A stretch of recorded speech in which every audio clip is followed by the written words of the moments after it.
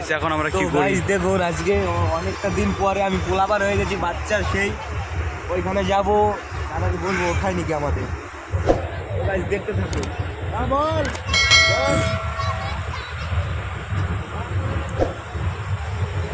হ্যাঁ তোরা আয়।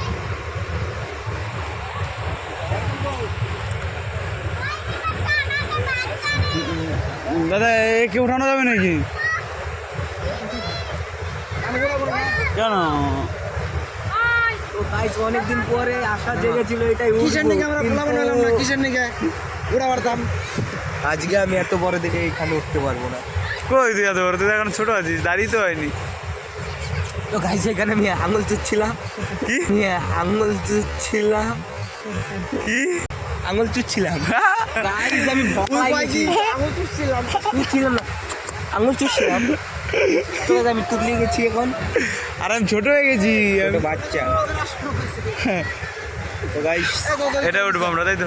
না ওঠাবে না দাদা আমাদের। এই দাদা আমাদের উঠাবে না তাই বললো। বড় কথা ছিল না, বড় কথা ছিল আমরা উঠবো, বড় হয়ে উঠবো।